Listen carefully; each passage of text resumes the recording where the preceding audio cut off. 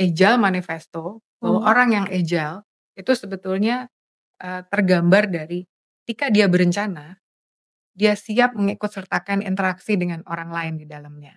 Mmm. Jadi bukan individual, interaktif, iteratif, resiprokal gitu ya. Betul Sehingga betul. ada, di dalam perencanaan yang dibuat, selalu harus ada feedback dari orang lain, selalu harus ada evaluasi dari orang lain. Benar. Itu tidak membuat kita, gagal agile, Mhm justru mhm. itulah prinsip agile yang sebenarnya. Berani nerima itu semua dan berkembang dari situ ya, Kak? Betul. Kalau kita lihat Agile Manifesto dan Agile Manifesto ini prinsip yang ya secara mendunia ini digunakan ya, bahwa ada proses interaksi, ada proses saling memberi feedback, saling berempati, itu menjadi dasar untuk terbentuknya agile.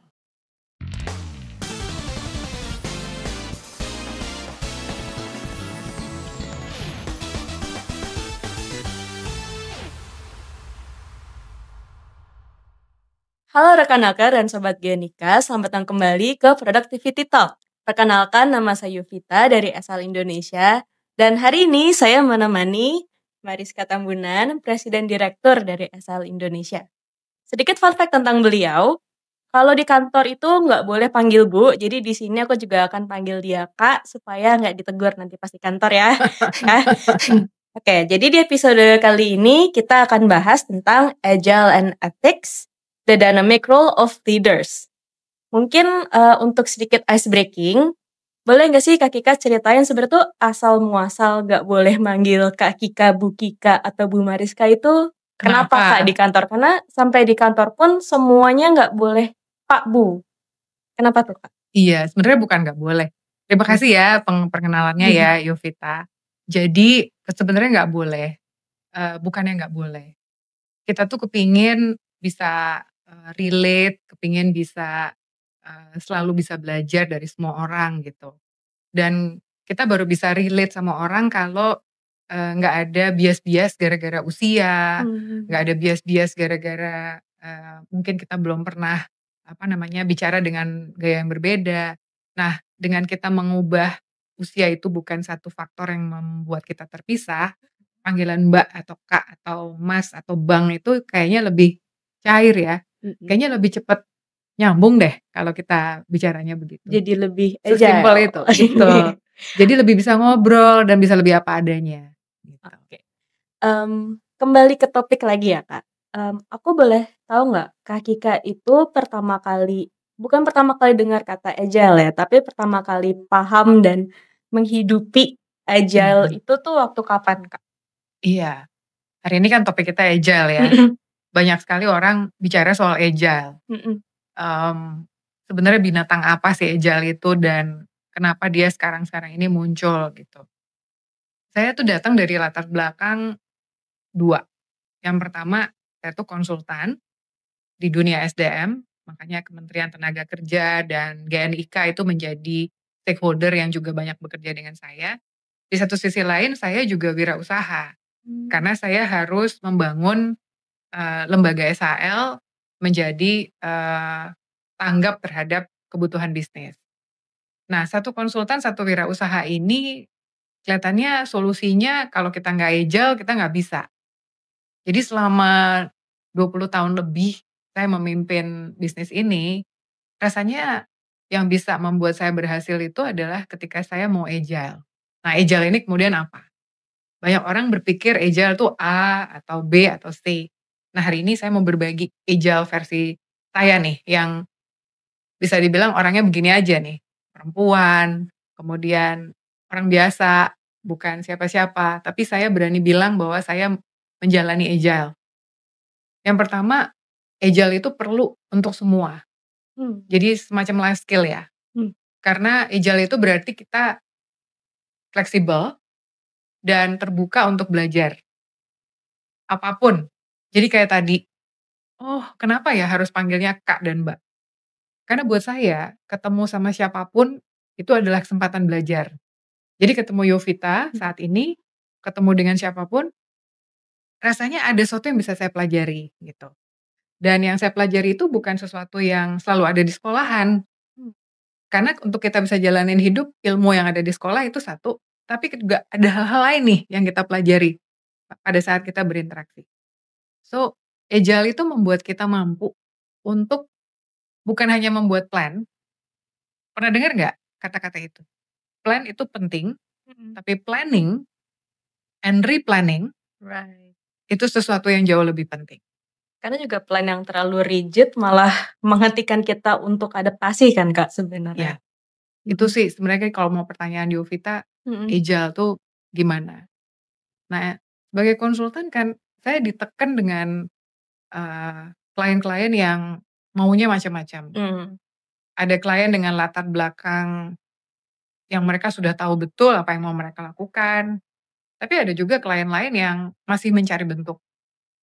Kayak mereka tahu mereka mau sesuatu tapi nggak tahu bentuk sesuatunya Iya, ini apa gitu ya? betul. Mhm. Bayangkan kalau kita nggak bisa tangkep masuknya mereka apa, dan kemudian kita nggak melakukan perubahan apapun. Jadi kadang-kadang kita juga harus membantu klien untuk agile bersama dengan mereka ya. Mhm Dan mhm. sebagai konsultan dalam satu waktu yang kita handle bisa lebih dari 2 3 klien kan. Betul.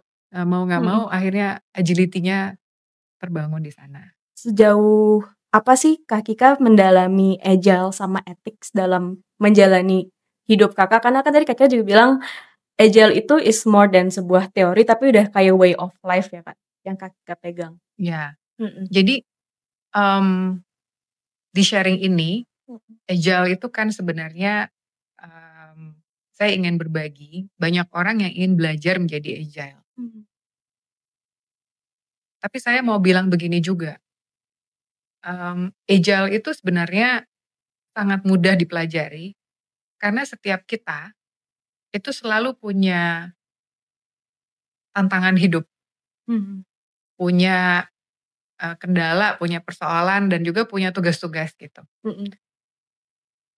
Kalau itu kita lakukan dengan prinsip fleksibel dan juga dengan, kita belajar seluas-luasnya, agility itu saya yakin terbentuk. Mmm.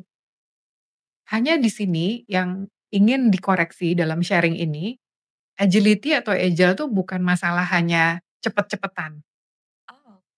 ya. Banyak orang bilang, "Ya udah kita kerjain cepat, nanti Mhm. kalau terjadi masalah, kita koreksi dan kita, apa namanya, Kita benerin fail as we fast, learn go. fast, fail Mmm. fast, learn fast," gitu ya. Mhm.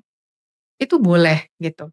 Tetapi kalau kita mau membangun sesuatu dalam waktu yang lebih panjang, maka kita harus hati-hati, kita bisa kehabisan energi kalau kita selalu hanya memikirkan agile itu, cepat Kayak gitu. pertanyaan sprinting versus maraton gitu ya Kak? Betul, kan kita Mhm sering bahas mhm. ya, Mhm. kita kadang-kadang boleh kok sprint gitu, Mhm. tapi tidak semua hal kita harus sprint, kita harus Betul. membagi kapan kita harus maraton juga gitu. Iya. Nah, dalam sharing ini sebenarnya penting untuk mengkoreksi Mhm mhm. agility atau agile itu memang cepat, tetapi ada satu prinsip yang namanya Agile Manifesto. Uh, Nanti coba di-googling deh. Oke. Agile Manifesto itu sebenarnya mengatakan bahwa sangat-sangat penting buat kita itu mengutamakan interaksi dan mengutamakan proses kolaborasi. Mmm. Karena kalau orang-orang semua agile pikirannya kita sikut sana sikut sini begitu kan Bener. ya. Tapi sebenarnya kalau dipikir, prinsip agile itu dalamnya itu justru mengangkat pentingnya interaksi dan kolaborasi. Jadi sebagai leader, sebenarnya leader harus menguasai agile ini dalam konteks kolaboratif, menjaga juga dong perasaan dan juga, kebutuhan, kepentingan setiap orang yang ada di dalam proses itu. Mhm. Jadi kalau konkretnya apa sih gitu ya, kalau kita kerja dengan klien gitu, kita lihat nih, kliennya lagi dalam posisi mencari bentuk gitu, Mmm. dan pekerjaan rumah kita adalah membantu untuk mengerucutkan atau mengkonkretkan hal-hal apa yang buat mereka akan lebih, apa ya, membuat mereka bisa bergulir ke tahap berikutnya. Mhm mhm. Tapi kalau ada klien yang udah siap dan ready, meskipun kita tahu bahwa itu belum tentu akan menjawab persoalan mereka, maka pelan-pelan kita juga akan coba challenge mereka, Mmm. tantang, "Bener nggak Pak atau Bu, kalau begini nanti hasilnya begini, ini harus Alright. didampingi dengan begini." Jadi benar-benar ujungnya agile itu harus peduli. Hmm, kepekaan gitu ya, Ya, Kak? Heeh. jadi agile orang yang beneran agile, Heeh. orang yang betul-betul agile tuh betul-betul peduli juga sama siapapun yang kerja bareng dia. Hmm, Itu satu hal yang saya ingin koreksi. oke. Mungkin orang bertanya, "Ah, mungkin karena kamu perempuan kali, Hmm, jadi ibu-ibunya kebawa," gitu. terlalu Tapi feeling gitu terlalu kayaknya. feeling gitu. Mhm mhm. Tapi kalau kita lihat Agile Manifesto, dan Agile Manifesto ini prinsip yang ya secara mendunia ini digunakan ya, bahwa ada proses interaksi, ada proses saling memberi feedback, saling berempati, itu menjadi dasar untuk terbentuknya Agile. Begitu kira-kira. Nah, kalau tadi pertanyaan Yovita hubungannya dengan ethical, Mhm. nah ini lebih menarik lagi. Mhm mhm. Orang itu berpikir ethical leadership itu adalah hal yang jauh berbeda, normatif aja, Iya. boring lah, Within the lines lah yang within the penting lines nggak ini? lah, Mhm apa sih mhm. hubungannya gitu ya. Tapi penelitian tuh mengatakan bahwa pemimpin-pemimpin yang ethical itu justru bisa memberikan kontribusi lebih positif terhadap Mmm. pekerjaan itu sendiri. Jadi dia bukan hanya membangun semacam apa ya, citizenship atau apa ya, rasa, mmm, hal-hal yang istilahnya non task. Jadi misalnya gini, Mmm. kita pikir leadership ethical itu hanya berguna untuk engagement, hanya berguna untuk membangun rasa apa ya, kesatuan dalam organisasi, sesuatu yang sifatnya tuh iklim, bukan Mmm, pekerjaan itu sendiri. oke. Tapi penelitian mengatakan enggak, Oh ya? leader yang ethical justru membantu pekerjaan yang inovatif itu justru bisa lebih jalan. Kayak membantu perusahaan tuh kayak jangan sampai terjebak di status quo just because kita udah nyaman di sini. Jangan jadikan ini kayak, oke, kita begini terus aja gitu Nah, kan. jadi kita kita sebagai leader juga diingatkan gitu, bahwa ternyata, satu sisi menjadi agile, kita coba, kita belajar, kita terbuka, open Mhm. minded segala macam, tapi di sisi lain kita tetap juga harus ethical. Mmm. Ethical tuh gampang kok. Contohnya begini, Mhm. begitu inovatifnya satu perusahaan, dia tetap harus bisa memperhatikan apakah hasil ciptaannya itu berguna nggak di masyarakat. Iya. Say kita punya, eee, taksi yang nggak pakai supir, mungkin di Indonesia belum ada, tapi Mhm one day akan ada. mhm. Ini seetis apa ujungnya? Desa Manfaatnya apa? heeh. Mmm, itu yang mendorong penelitian-penelitian tentang ethical yang berhubungan dengan inovasi. Mmm. Karena kita tahu konteks kita saat ini adalah agile dan ethical, Mhm. itu ternyata berguna untuk inovasi itu sendiri. Jadi kita emang mau ngejar supaya inovasi kita bisa jalan kan ya, Mhm. Yovita. Iya. Jadi mudah-mudahan itu menjawab pertanyaan Yovita tadi. Menjawab banget sih, Kak. Aku sampai merasa kayak, ini sebagai moderator perlu ngomong gak sih? Karena Kakak terlihat sangat memegang 2 kata ini ya, agile sama ethical, tapi yang jadi bikin aku penasaran, Kak. Titik mana di baik itu di personal atau di karir profesional Kak, di situ Kakak merasa, oke 2 hal ini tuh harus jadi pegangan Mhm, dalam melakukan apapun, membuat keputusan apapun. iya. Jadi banyak orang itu Mhm. bicara dunia sekarang tuh kan yang, eee, tidak bisa dipredik, Hmm. orang pakai istilah brittle, anxious, Wah. non-linear, Mhm nggak bisa dimengertiin macem-macem. mhm. Sehingga kemungkinan leader berbuat salah itu sangat besar. Karena leader itu juga manusia dan apa yang dia lihat juga sangat terbatas. Nah, yang menguatkan saya jalan sampai dengan 20 sekian tahun dan membangun tim dari yang jumlahnya hanya berapa orang sampai sekarang jadi banyak orang gitu. Mhm. Sebenarnya adalah saya siap salah, tetapi bukan berarti saya menyalahkan. Jadi agile-nya adalah terus mencoba, tapi di sisi lain ketika hal itu ternyata, wah kayaknya saya nggak yakin nih bahwa yang saya usulkan ini akan berhasil gitu. Saya membuka ruang untuk kolaborasi dengan banyak pihak. Untuk apa? Ayo kita sama-sama berproses. Dan rasanya ketika kita sama-sama berproses, maka sumbangsih dari setiap orang tuh jadinya lebih banyak gitu. Mhm mhm. Karena keberhasilan itu keberhasilan bersama ya. Rasanya lebih Betul worth it ya, betul. kalau itu keberhasilannya sama-sama ya. Kayak dibawa rame-rame gitu ya? Iya, jadi penting sekali kita menghargai orang lain yang kerja sama kita. Makanya ethical-nya tetap harus ada, tapi nggak bisa hanya, ya iya gitu, nggak bisa. Kita tetap harus make sure memastikan Mhm. inovasinya tercapai. Kayak we have enough of yes men lah ya Kak, Ya, di dunia ini. ya. Mhm. Saya juga bukan orang yang nggak berani unpopular. Saya berani untuk Gak disukain orang tuh nggak udah harus disukain siap orang. ya Kak? Itu agile-nya. Mmm. Tetapi ethical-nya itu menjaga saya untuk tetap memastikan orang juga bisa paham apa yang saya pikirkan. Jadi makanya dinamika leadership-nya di 2 titik itu. Satu Mmm. sisi dia harus agile, Iya. belajar, terbuka, Mhm cepat mhm gitu ya. mhm. Tapi ketika dia kerja dengan tim, dia Mhm harus mhm. tetap K atau PK sekarang orang istilahnya. Antara 2 itu. Mmm. Memastikan bahwa ketika kita melakukan sesuatu, keberhasilan itu adalah keberhasilan Bersama ya? bersama. Jadi Mhm. pemimpin itu kebahagiaannya bukan hanya ketika dia berhasil dan kemudian, "Oh ini gue nih, ini saya nih," gitu. Mmm. Enggak. Tapi ketika orang di dalam timnya itu merayakan keberhasilan, seorang pemimpin itu merasakan bahwa dia mission-nya accomplish.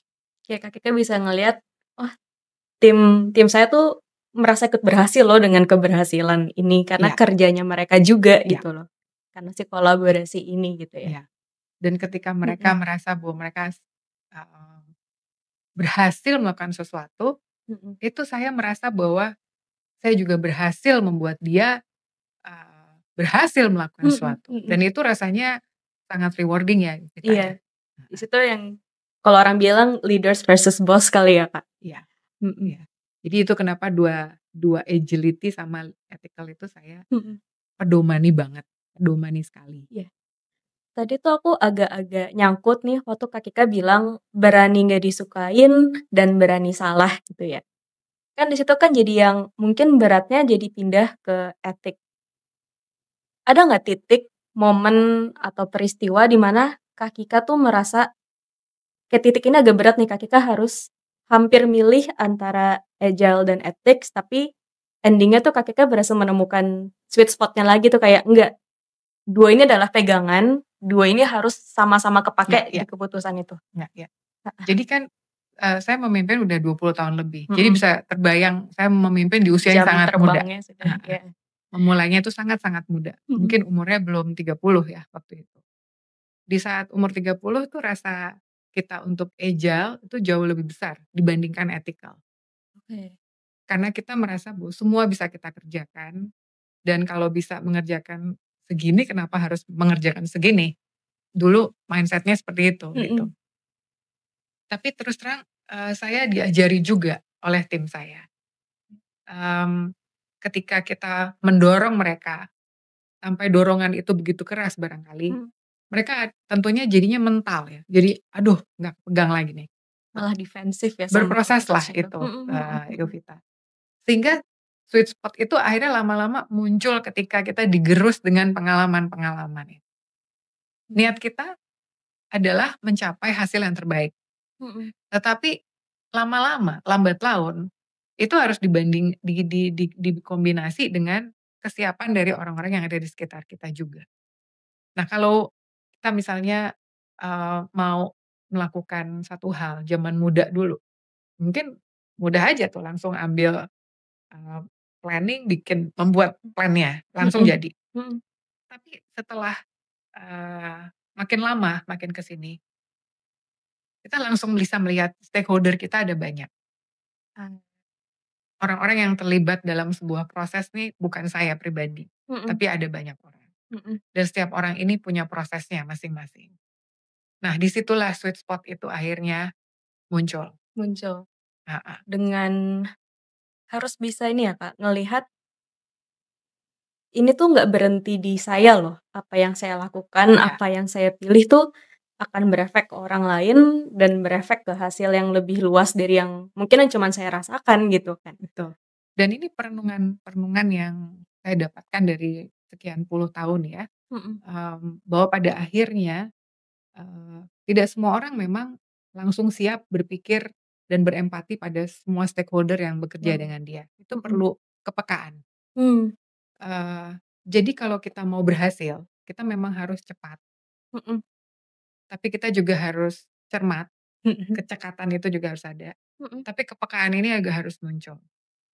Tidak semua harus kita dorong di waktu yang Bersamaan. bersamaan, tapi kalau kita tahu dia bisa, bagaimana tuh? Itu sebuah keahlian juga kan. Mhm Kadang-kadang mhm. kita ketemu dengan tim atau, eee, pihak lain yang sepertinya ini bukan masalah kemampuan deh, lebih kepada masalah motivasi nih. Mmm. Nah di situ saya akan dorong sedikit-sedikit, karena saya tahu dia bisa. Tapi kalau saya lihat ini udah nggak bisa, Mhm. Mhm. ini isunya adalah kemampuan, Iya. saya nggak akan dorong. Oke. Mungkin saya akan turunkan dan kita akan coba lakukan dalam bentuk lain. Karena masalahnya pihak yang sedang kita ajak kerjasama bukan di kemauan, Mhm tapi mhm. kemampuan. Nah itu seninya, dinamikanya si leader itu, gitu. Betul, dinamikanya mulai bermain ya, Kak. Iya, Tapi gimana, Kak, cara, eee, sebagai seorang leader tadi Kakak bilang udah 20 tahun ya, gimana cara bisa tahu stakeholder-nya tuh siapa aja? Karena aku kan masih hijau banget mungkin ya, Kak. Kadang tuh aku ngerasa, beberapa keputusan udah oke ini keputusan terbaik akan aku lakukan dan ternyata ada stakeholder yang nggak kepikiran gitu loh, iya, yang ending-nya malah ternyata yang aku kira keputusan terbaik ini merugikan dia gitu loh. Itu gimana Kak tipsnya untuk orang seperti aku iya. ini?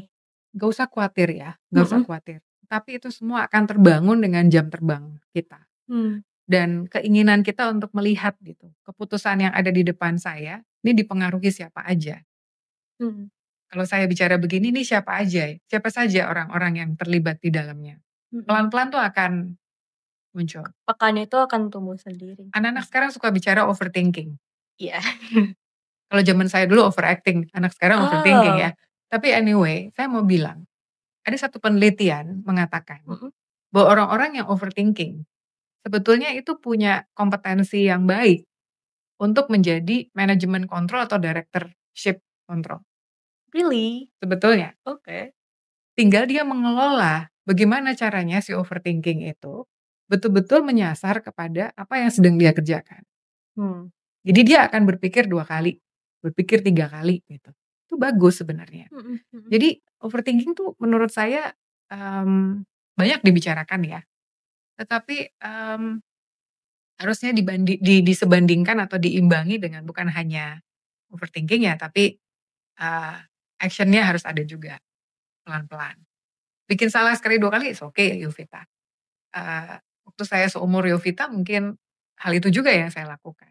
Tapi Mmm. pelan-pelan pelan-pelan, makin lama kita makin peka, bahwa ternyata keputusan-keputusan ini berpengaruhnya di mana, Mhm. gitu. Dan tapi bukan berarti begitu usia sekian kita langsung peka juga, enggak. Mmm. Mari kita mengusahakan ketika kita punya sekian lama jam terbang, maka kompetensi atau keterampilan kepemimpinan kita juga ikut semakin, apa ya, komprehensif, semakin lengkap, semakin empatinya juga semakin muncul gitu. Mhm Itu mhm. memang harus dilatih Tapi yang dijalanin aja dan dilatih. berani jalan terus ya, Kak? Dan itu bagian dari agility juga sih Mhm sebenarnya. mhm. Mungkin sedikit pertanyaan tambahan dan agak terakhir sih, Kak. Di 20 tahun kepemimpinan Kak Kika ini, pasti udah ngelihat banyak pergeseran nih, pergeseran zaman, pergeseran mungkin dulu digital versus Mhm. analog, terus juga pergeseran mungkin dari X ke milenial, terus ke Gen Z kayak aku gitu. Ada nggak satu mungkin gimana Kak Kika bisa merangkup sebuah, apa ya, pembelajaran yang bisa dipegang gitu sama kita, yang Kak Kika pegang juga dalam mengatasi perubahan ini? Iya. Heeh. Jadi sebenarnya gini, pernah nggak Yovita berpikir ya, penanda zaman tuh dari mana? Hmm. Bener. Zaman berubah itu ditandai oleh apa? Yang paling gampang tuh musik, bener nggak? Betul. Mhm. Musik itu menandai zaman, bahwa zaman dulu kita punya musik itu yang kalau kita lihat musik klasik itu lengkap, syairnya lengkap, Aransemennya segala aransemennya macamnya. lengkap, alat Mhm. musiknya juga lengkap gitu Betul. ya. Heeh. Sepertinya lengkap sekali gitu, Mhm mhm. satu-satu gitu, bold istilahnya. Mhm. Kemudian dia bergeser, lama-lama muncul easy listening, dan kalau sekarang kita dengar musik-musik zaman sekarang itu kan Yang nyampe 3 menit pun juga udah jarang gitu. betul, Mhm lebih mhm. pendek, kata-katanya lebih sedikit, Mhm mhm. alat musiknya juga mungkin digital-digital gitu Betul, ya. heeh. Itu satu penanda zaman. Nah, sebagai leader, pemimpin, saya senang mengamati zaman Oh, melalui generasi yang ada. Jadi kenapa saya selalu ingin belajar dari generasi baru, karena mereka bantu saya belajar zaman ini seperti apa, gitu. Jadi kalau kenapa Yovita mengatakan, "Kenapa ya nggak boleh panggil Bu atau Pak?" Gitu. Ya itu, karena kita kepingin betul-betul menyelami generasi-generasi itu seperti apa sih cara berpikirnya, mhm cara mhm. bekerjanya, gitu. Dan bisnis kita juga, saat ini kan berhubungan dengan sumber daya manusia. Betul. Nah, ini mungkin kesempatan yang baik ya, kita ada bersama rekan Naker dan Sobat Gianika ya, Mhm. di Productivity Talk ini. Sepertinya Indonesia juga perlu lebih peka lagi terhadap perubahan zaman, bahwa bagaimana merangkul generasi yang baru untuk sama-sama produktif, menyambut Indonesia yang lebih baik gitu. Nah, kita, belajar banyak sekali dari generasi yang baru. Efisiensi cara berpikir mereka, bener nggak? Betul. Ngapain saya melakukan A, tadi kita baru ngobrol sebelum Iya. kita mulai, daripada bermacet-macet lebih baik saya langsung WFC aja, kerja. belok aja Betul, dulu. gitu. Mhm Itu cara mhm mhm. berpikir kan ya. Mhm mhm. Kenapa mereka berpikir begitu? Nah, ini kita kenali gitu. Mmm. Nah, sebelumnya milenial juga ada. Kenapa begini? Di samping itu kita juga pelajari kecemasan mereka. Mmm. Kecemasan mereka di mana? Takut gagal. Mereka juga punya kecemasan lain-lain. Nah, sebenarnya, eee, penanda zaman itu juga akan berhubungan dengan penanda bisnisnya. Nada bisa. Jadi arah bisnis kita juga akan seperti itu, mengikuti apa yang ada di zamannya. Jadi Iya. mudah-mudahan itu menggambarkan ya bahwa pemimpin memang harus peka terhadap itu dan alat-alat bantunya adalah itu tadi, generasi yang baru, Mhm mhm. kemudian hal-hal baru yang terjadi. Orang sekarang itu kalau liburan ngapain, melakukan apa, Healing itu ngapain, mungkin heeh, dulu cuman ya ke mall, ini heeh, sekarang udah lebih luas betul. gitu kan arti healing. Kita harus benar-benar paham dan biasanya itu memberikan inspirasi tentang, eee, seperti apa bisnis akan berjalan dan karena saya konsultan SDM, menjadi lebih relevan lagi bagaimana caranya menyampaikan pesan yang lebih relevan kepada generasi yang baru. Kira-kira begitu. Uh, berat ya. Aku ngerasa penuh banget nih sekarang. Mungkin kalau aku boleh merangkum, izin, kapan aku ngomong izin? Jadi agile dan ethics itu tuh lebih dari yang kalau orang bilang cuman kecepatan dan kecermatan ya, Kak. Tapi yang orang sering lupa tuh ada kepekaan. Karena leaders itu bukan sekedar nyuruh bikin keputusan, tapi bekerja sama orangnya itu kan. Ya, Itu dinamikanya tuh bener-bener main banget di situ. ya.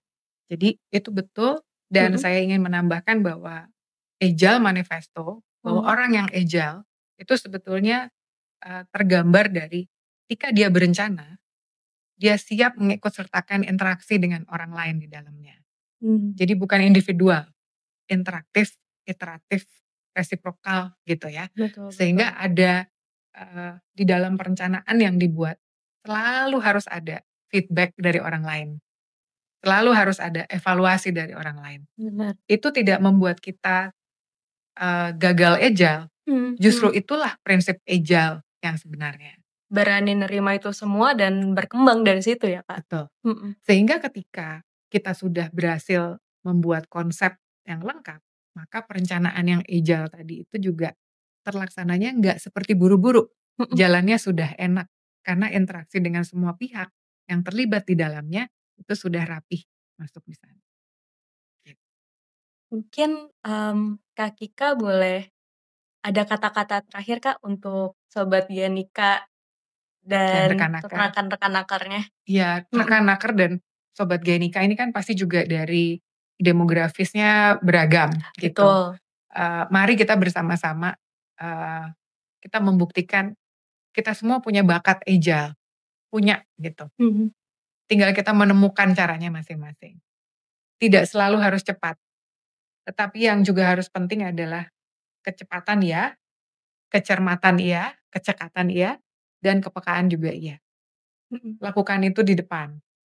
Plan is important, tapi yang paling penting itu adalah planning dan replanning. Planning and replanning. Kalau capek ya istirahat, nanti lanjut lagi planning. Dari saya mungkin itu. Terima kasih Yovita. Terima kasih banyak Kak Kika untuk insight-insight-nya, pembelajaran tentang kepekaan, kecermatan, dan lain-lain. Jujur terinspirasi banget sih sebagai juga seorang perempuan ya, bisa ngelihat orang leader yang bertahan sejauh melewati segala macam gebrakan mungkin dari generasi aku, gebrakan pandemi, gebrakan apapun yang mungkin ada yang di belakang dan akan ada di depan. Mungkin untuk Sobat Genika sama Rekanaker, semoga episode ini bisa jadi inspirasi juga untuk rekan-rekan dan sobat-sobat. Diresapi, praktekan, dialami, jadiin life lesson juga, supaya jangan sampai life lesson orang tuh berhenti di orang itu aja. Benar gak sih Kak? Benar. Dan orang Indonesia tuh agile loh. Lihat macet bisa belok, lihat apa. Jadi bakatnya udah ada gitu. Jadi semangat aja, pasti bisa. Baik, kalau gitu mungkin kita boleh tutup di sini Kak Kika episodenya. Sampai jumpa di episode berikutnya, Rekanaker dan Sobat Genika. Terima kasih.